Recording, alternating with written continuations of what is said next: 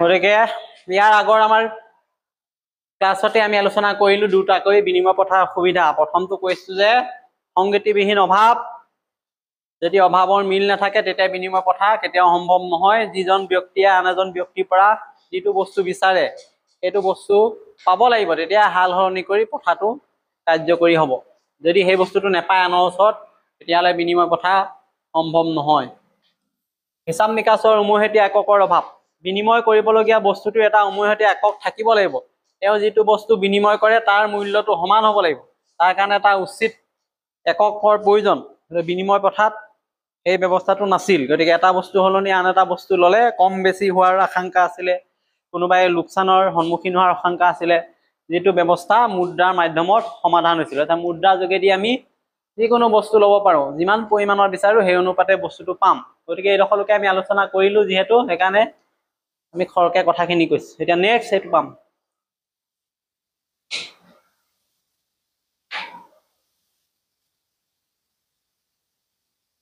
তিনি নম্বৰ অসুবিধা, বিভাজনীয়তাৰ অসুবিধা। কিছুমান সামগ্ৰী আছে, ইয়াত কৈছে যিবোৰ সৰু সৰু অংশলৈ ভাগ কৰিব নোৱাৰি। বিনিময় প্ৰথাত এনেবোৰ সামগ্ৰী আহুকালৰ সৃষ্টি কৰে।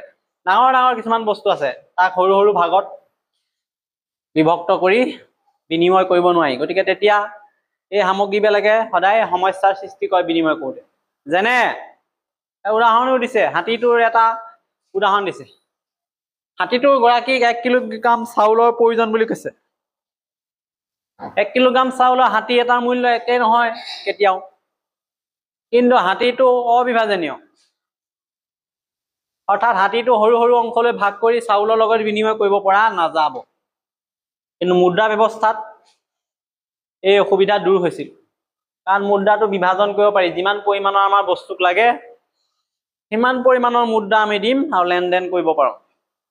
একেবাৰে কম মূল্যৰ পৰা লেনদেন হ'ব পাৰে একেবাৰে ডাঙৰ মূল্যলৈ। গতিকে 1000 টকাৰ কাগজী নোট 500 টকা, 100 টকা, 50 টকা, 20 টকা, 10 টকীয়া, সৰু সৰু 5 টকালৈকে ভাগ আছে, 2 টকীয়া আছে। এইবিলাক সৰু সৰু অংশ আছে। বিনিময় প্ৰথাত এইটো সম্ভৱ নাছিলে। গতিকে 50 পইচাৰো এসময়ত বিনিময় হৈছিলে, 1 নয়াও বিনিময় হৈছিলে, এতিয়া নচলে। বা 1 কোটি টকালৈকো বিনিময় হৈছিলে। আৰু মুদ্ৰা ব্যৱস্থাত এই অবিভাজনীয়তা সমস্যাৰ সৃষ্টি কৰিব নোৱাৰে। মূল কথাটো হ'ল বিনিময় প্ৰথাৰ বিভাজনীয়তা সমস্যাই আহুকাল সৃষ্টি কৰিছিলে। কিছুমান বস্তু আছে আকাৰটো বৃহৎ, তাক সৰু সৰু অংশত ভাগ কৰি বিনিময় কৰিব পৰা নগৈছিল। উদাহৰণ হিচাপে হাতী এটাৰ লগত চাউলৰ বিনিময় কথা দাঙি ধৰিব পাৰি। কাৰণ 1 কেজি চাউলৰ তুলনাত হাতীটোৰ পৰিমাণ কেতিয়াও একে নহয়। এই ক্ষেত্ৰত আমি 1 কেজি চাউল দি হাতীটোৰ কোনো এটা অংশ ল'ব নোৱাৰোঁ, কাৰণ হাতীটো বিভক্ত কৰিব নোৱাৰি অংশ অংশ। আৰু এনে সমস্যাৰ দূৰ কিহে কৰিলে? মুদ্ৰাই কৰিলে। কাৰণ মুদ্ৰাক আমি সৰু সৰু অংশত বিভক্ত কৰি যি পৰিমাণৰ মূল্যৰ বস্তু লাগে সেই পৰিমাণৰ মূল্যক এক অনুপাতত প্ৰকাশ কৰি বিনিময় কৰিব পাৰোঁ, মূল্য পৰিশোধ কৰিব পাৰোঁ বস্তুটো। 4 নম্বৰ অসুবিধা, মূল্যৰ ভাণ্ডাৰৰ অভাৱ। বিনিময় প্ৰথাত যিবিলাক বস্তু প্ৰত্যক্ষ এটাৰ সলনি আনটো ব্যৱহাৰ কৰিছিলোঁ, তাক বহুদিনলৈ কি কৰি ৰাখিব নোৱাৰি, নিতিকে এইবিলাক নষ্ট হৈ যায়। এৰ উদাহৰণ দিছে, মাছ, গাখীৰ, কণী এইবিলাক বেছি দিন সাঁচি ৰাখিব নোৱাৰি। বেছি দিন সাঁচি থলে কি হ'ব? নষ্ট হৈ যাব। কিন্তু বিনিময় প্ৰথাত মূল্যৰ ওপৰত সামগ্ৰীৰ ভাণ্ডাৰ সঞ্চয় কৰিব লাগিব। এইবিলাক যদি আমি বিনিময় প্ৰথাত থাকোঁ তেতিয়াহ'লে এইবিলাক জমা কৰি ৰাখিব লাগিব। এটা মানুহে যদি কয় যে মই আজি নলওঁ বস্তুটো, মই এমাহৰ পিছতে ল'ম, তেতিয়ালৈ ৰাখিব পাৰিব লাগিব। কিন্তু সেইটো সম্ভৱ নহয়। সামগ্ৰী এটা বহুত দিনলৈ সাঁচি ৰাখিব নোৱাৰি, নষ্ট হৈ যায়। কিন্তু সামগ্ৰী ভাণ্ডাৰ সঞ্চয় কৰি ৰখাটো সুবিধাজনক ক'ত হ'ব? মুদ্ৰাৰ ক্ষেত্ৰত। আমি মুদ্ৰা এটা জমা কৰি ৰাখিব পাৰোঁ, যেতিয়াই মন যায় তেতিয়াই ব্যৱহাৰ কৰিব পাৰোঁ। সামগ্ৰী এটাক মুদ্ৰালৈ আমি যেতিয়া মূল্যত নিৰূপণ কৰি তাক ভৱিষ্যতৰ কাৰণে জমা কৰি ৰাখিব পাৰোঁ। মুদ্ৰাৰ ওপৰত সঞ্চয় কৰিব পাৰি। এতিয়া ফল মূল শাক পাচলি এইবিলাক সঞ্চয় নষ্ট হৈ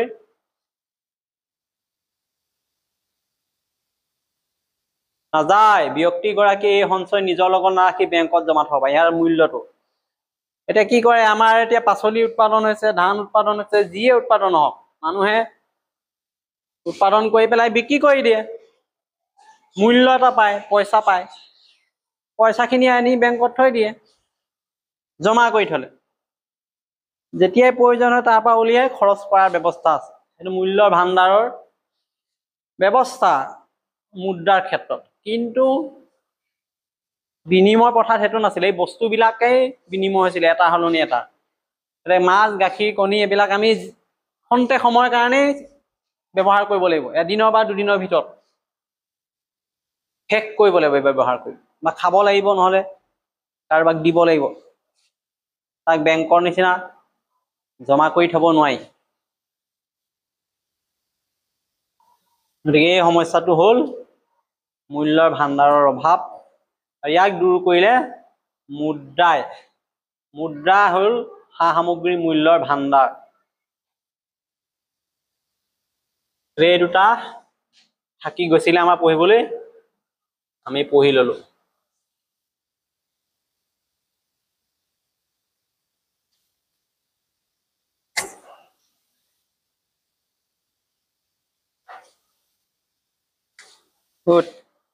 মুঠতে 4টা পালো। কি কি পালো? বিনিময় কথাৰ অসুবিধা। প্ৰথমটো কি? হা, মনত নৰলে নহব নহয়। এতিয়া কৈ থকা বস্তুটো কেনে মন নৰখে? মন কৰিব লাগিব। বিনিময় প্ৰথাৰ অসুবিধা মুঠতে কেইটা পালো? 4টা। কি কি সেইটো সুধিছে? সংগতিবিহীন অভাৱ,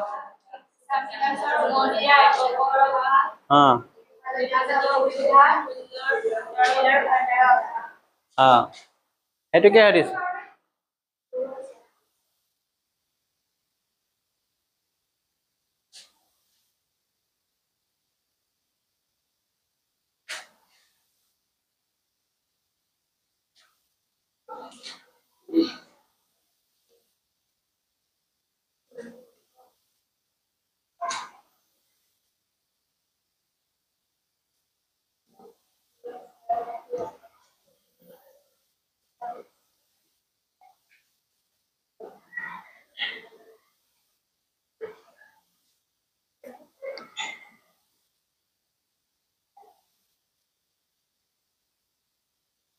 বা অভাৱৰ বিসংগতি হ'ব পাৰে, হিচাপ নিকাচৰ উমৈহতীয়া এককৰ অভাৱ হ'ব পাৰে, বিভাজনিতাৰ অসুবিধা হ'ব পাৰে, শেষত মূল্যৰ ভাণ্ডাৰ।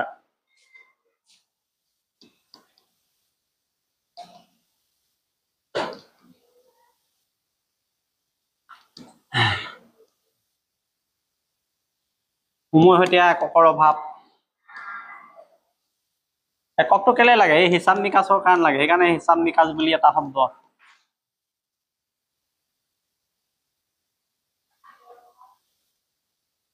গতিকে ইয়াক জমা কৰি ৰাখিবও নোৱাৰি।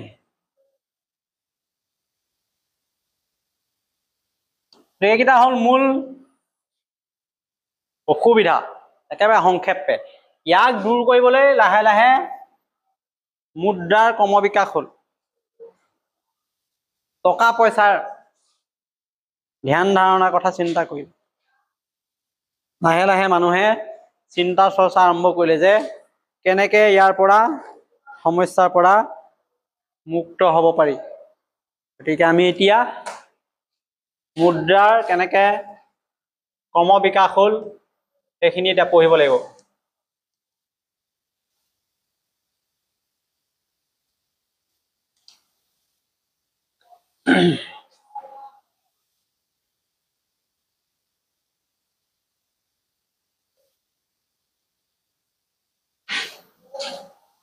মুদ্ৰাৰ ক্ৰমবিকাশৰ সংক্ষিপ্ত বিৱৰণী। ইয়াত কি কৈছে? প্ৰথমে আমি চাই লওঁ কি কথা ইয়াত আলোচনা হ'ব।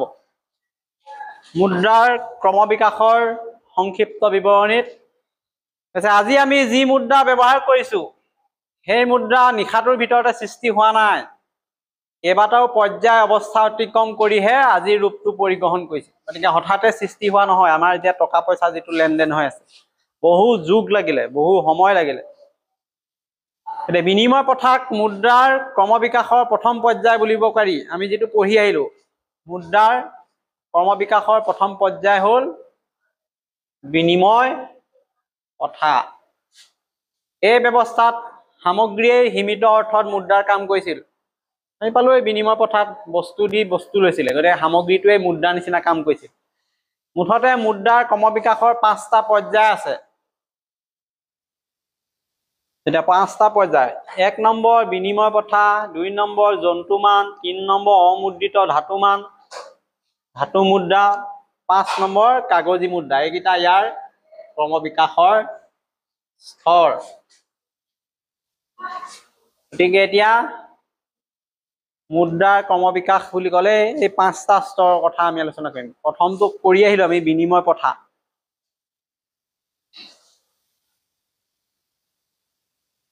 গতিকে বিনিময় প্ৰথাৰ বিষয়ে পঢ়িলোৱেই। ইয়াত সামগ্ৰীয়ে মুদ্ৰা আছিল। এটা বস্তু দিছিলে, তাৰ বিনিময়ত বেলেগ এটা বস্তু লৈছিলে, সেইটো পাই গলো। প্ৰথম স্তৰ শেষ হ'ল। জন্তু মানত কি হৈছিলে? এইটো নামটো দিয়া আছে, জন্তুমান স্তৰত জন্তু বিনিময়ৰ মাধ্যম হিচাপে ব্যৱহাৰ কৰা হৈছিল। জন্তু, ইয়াত বস্তুৰ কথা কোৱা নাই, জন্তু লাগিব, এটা জীৱ লাগিব, তাৰ বিনিময়ত বেলেগ এটা বস্তু গ্ৰহণ কৰিছিলে, বিশেষকৈ ছাগলী। এই জন্তুটো হ'ল ছাগলী। এইটো আহিব MCQত যে বিনিময় প্ৰথাৰ পিছত যি জন্তুমান মুদ্ৰাৰ ক্ৰমবিকাশ হ'ল, তেতিয়া কোনটো জন্তু কাছ গুৰুত্ব দিছিলে? তেতিয়া ছাগলীৰ কথা ক'ব লাগিব। ছাগলী ব্যৱস্থাটো কামত নাহিলে, ইয়াতো সমস্যাই দেখা দিলে। এইটো আকৌ বেলেগ মাজৰ প্ৰশ্ন আহি যাব। জন্তুমান অৱস্থাত কি সমস্যাই দেখা দিলে? দুটা সমস্যা লিখা, তেতিয়া এইটো কম। ছাগলী কেলে বিনিময় কৰিবলৈ অসুবিধা হ'ল? প্ৰথম, ছাগলীবোৰ পূৰ্ণ সাদৃশ্যযুক্ত নহয়, একেই নহয় ছাগলীবিলাক। কাৰোবাৰ ৰং বেলেগ, কাৰোবাৰ আকাৰ বেলেগ বেলেগ হোৱাৰ বাবে পচন্দ অপচন্দৰ প্ৰশ্ন উঠিলে। কোনোবাই পখৰা ছাগলী বিচাৰিছে, কোনোবাই ক'লা ছাগলী বিচাৰিছে, পচন্দ নহয়। গতিকে আকাৰ কাৰোবাৰটো সৰু, কাৰোবাৰটো ডাঙৰ, ৰং বিৰঙৰ কথা, পচন্দৰ কথা আহিলে। সেইকাৰণে ছাগলী মানটো প্ৰথমতে অসুবিধা হ'ল। দ্বিতীয়তে, মহামাৰীত ডাঙৰ ডাঙৰ বেমাৰ হৈছিল আগত, এতিয়াহে দৰৱ উদ্ভাৱন হৈছে। তেতিয়া সাধাৰণ বেমাৰ হ'লেই জীৱ জন্তু মৰিছিলে। গতিকে এনেকুৱা মহামাৰীত ছাগলীৰ মৃত্যু হৈছিলে, বহুত ছাগলী মৃত্যু হৈ কমি গ'ল। গতিকে তেতিয়া কি হ'ব? মুদ্ৰাৰ মান হিচাপে জন্তু ব্যৱহাৰ কৰোঁতে ছাগলীয়ে নাথাকিলে ক'ৰ পৰা ব্যৱহাৰ হ'ব? কম থাকিব, কেইটামানহে ছাগলী যদি থাকে, সেইকেইটাই সমস্যা দূৰ কৰিব নোৱাৰে। শেষত ছাগলী বা জন্তু এটা ভাগ কৰি বিনিময় কৰিবই নোৱাৰে। এই আকৌ একেটা সমস্যা দেখা দিলে, বিভাজনীয়তা সমস্যা। এতিয়া জন্তু মানত 3টা কথা মনত ৰাখিব লাগিব। প্ৰথম কথা, কি জন্তু ব্যৱহাৰ কৰিছিলে? ছাগলী। ছাগলী এটা দি পেলাই বেলেগ বস্তু বিনিময় কৰিছিলে, সাল সলনি কৰিছিলে।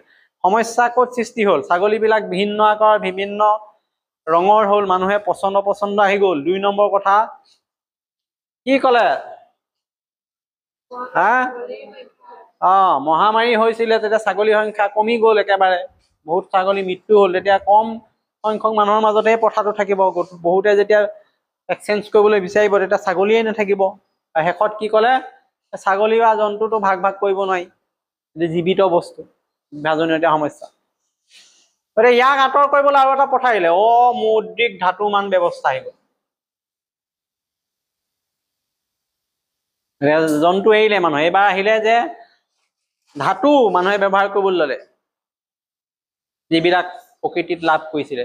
কি ধাতু? সোণ বা ৰূপৰ টুকুৰা দি পেলাই বস্তু সাল সলনি কৰাৰ কথা চিন্তা কৰিলে। সোণ আৰু ৰূপৰ টুকুৰা। ইয়াত আকৌ দেখা দিলে সমস্যা। প্ৰথম কি সমস্যা দেখা দিলে? সোণ বা ৰূপ হয়নে নহয় নিভাঁজ প্ৰতিবাৰতে সেইটো নিশ্চিত কৰিবলগীয়া আছিল। এটুকুৰা সোণ বা এটুকুৰা ৰূপ দিছে বেলেগ এটা বস্তুৰ বিনিময়ত, ঠিকে আছে, কিন্তু মানুহ আকৌ সন্দেহ গ'ল নহয়, এইটো সোণ হয় নে নহয়, আচল সোণ নে নকল সোণ দিছে নেকি, আকৌ ডুপ্লিকেট দিলে নেকি, সেইটো এটা বাৰে বাৰে পৰীক্ষা কৰি প্ৰমাণ কৰিব লগা হৈছিল। এইটো এটা সমস্যা। দ্বিতীয়তে, এই ধাতুবিলাক এঠাইৰ পৰা আন ঠাইলৈ নিৰাপদে কঢ়িয়াই নিব নোৱাৰি। সোণ ৰূপটো লৈ ফুৰিলে ডকাইতৰ কথা আছে, মানুহৰ নিৰাপত্তাৰ কথা আছে। বহুত যদি হৈ যায়, বাণিজ্যলৈ গ'লেতো এটুকুৰা সোণ লৈ নাযাব, বহুত বস্তা বস্তা লৈ যাব। গতিকে যেতিয়া সেইখিনি আনিব, নিৰাপদ হ'ব, মানুহক কোনোবাই লুটপাট কৰিব পাৰে, গতিকে মানুহৰ বিপদ বাঢ়িহে গ'ল। গতিকে এই দুটা কাৰণে সোণ আৰু ৰূপৰ অমুদ্ৰিত যিটো ধাতুমান, সেইটো ব্যৰ্থ হ'ল। ইয়াৰ পিছত ধাতু মুদ্ৰাৰ সৃষ্টি হ'ল।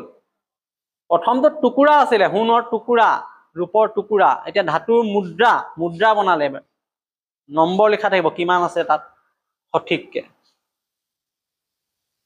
ইয়াত বহুতো অসুবিধা থাকিলে, সোণ বা ৰূপৰ যোগান সীমাবদ্ধ, অস্থিতিস্থাপক আছিল। ধাতুৰ মুদ্ৰা হবলৈ হলে বহুত থাকিব লাগিব, ইমান যোগান নাছিলে। সোণৰ মুদ্ৰা চলাবলৈ বহুত এভেইলেবল হ'ব লাগিব সোণটো।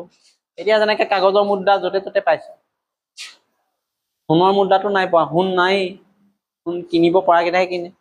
সোণৰ মুদ্ৰা ক'ত ইমানকে চলিব? গতিকে ইয়াৰ এইটো সমস্যা, যোগান সীমাবদ্ধ, অস্থিতিস্থাপক, আৰু ইয়াৰ প্ৰয়োজন হলে বৃদ্ধি কৰিব নোৱাৰি।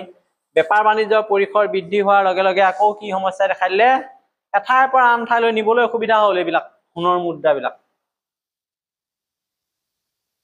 আৰু এতিয়া আহিলে এইটো সমস্যা, আমি এতিয়া চলি থকাটো মুদ্ৰাৰ ক্ৰমবিকাশৰ পঞ্চম পৰ্যায়ত কাগজী মুদ্ৰাৰ প্ৰচলন হ'ল। কাগজী মুদ্ৰা দেখিছেনে নাই? আমাৰ নোট যিবিলাক এতিয়া চলি আছে কাগজৰ, এই মুদ্ৰা কঢ়িয়াই নিয়াটো সহজ। প্ৰথম অৱস্থাত কাগজী মুদ্ৰা সোণ বা ৰূপলৈ ৰূপান্তৰিত কৰা হৈছিলে। কালক্ৰমত কাগজী মুদ্ৰাক মুদ্ৰা হিচাপে গ্ৰহণ কৰা হ'ল আৰু ৰূপান্তৰকৰণ অপ্ৰয়োজনীয় হৈ পৰিল। এইদৰে কাগজী মুদ্ৰাই বৰ্তমানৰ ৰূপ ললে। এতিয়া কাগজী মুদ্ৰাটো এতিয়া কমি গৈছে, এতিয়া কেছলেছ হৈ গৈছে, অনলাইনত আহি গ'ল। PhonePe, Google pay, Paytm, ATM, এতিয়া পইচা নালাগেই। এতিয়া নম্বৰে নিজে নিজে অনলাইন ট্ৰেডিঙত কাগজ চুবও নাপায় মানুহে, নিজে নিজে একাউণ্টত সোমাব, নিজে নিজে গুচি যাব য'ত পঠাব লাগে। সংখ্যাটোহে দেখে মানুহে। এতিয়া কিমান পৰিৱৰ্তন আহিছে। যি কি নহওক, কাগজী মুদ্ৰাটো শেষ স্তৰত ক্ৰমবিকাশৰ। বৰ্তমান বহুতো উন্নয়নশীল দেশত চেক মুদ্ৰাৰ প্ৰচলন হৈছে। বেংকসমূহক গ্ৰাহক যিটো চেক দিছে, এইটো আইন মুদ্ৰা নহয়। অনাগত ভৱিষ্যতত চেকেই মুদ্ৰা হৈ পৰিব বুলি বহুতো অৰ্থনীতিবিদে মত পোষণ কৰিছে।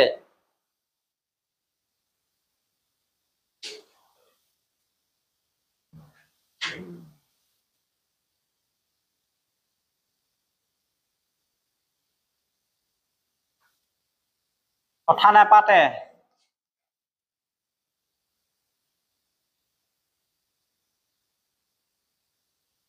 এইটো আমি এতিয়া পঢ়িলো মুদ্ৰাৰ ক্ৰমবিকাশৰ স্তৰ। এইটো প্ৰথমটো আছিলে বিনিময় প্ৰথা, আছিলে নে নাই? এইটো ইতিমধ্যে আলোচনা হৈ গ'ল আমাৰ আগতেই। তাৰপিছত কি? জন্তুমান। তাৰপিছত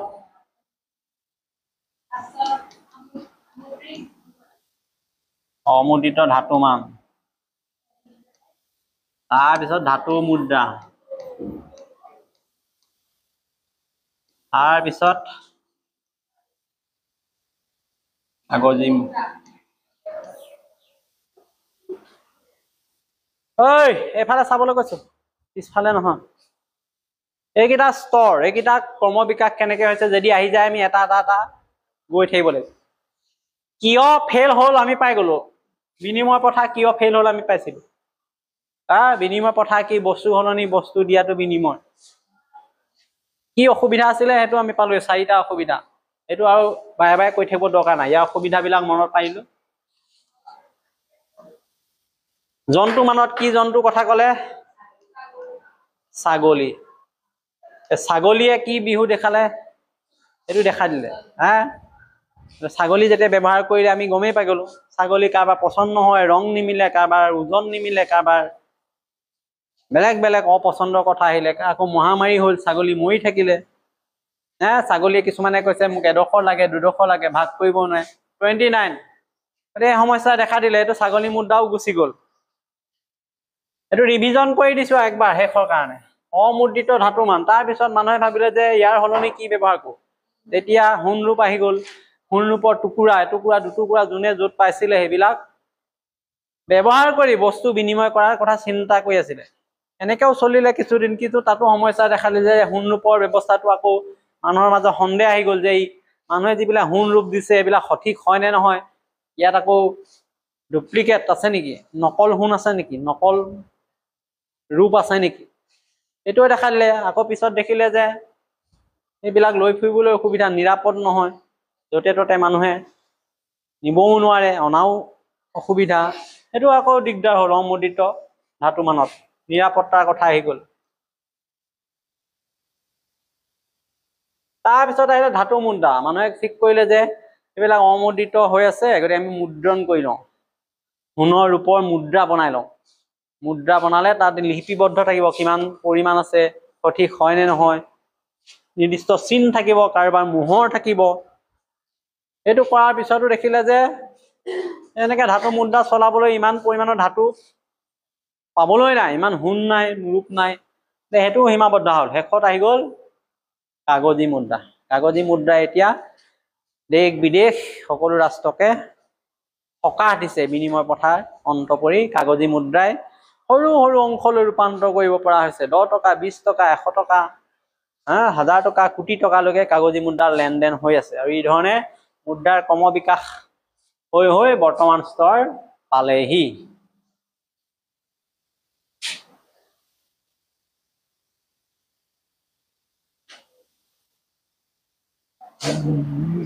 এতিয়া আমাৰ এইটো লাগিব সংজ্ঞাটো।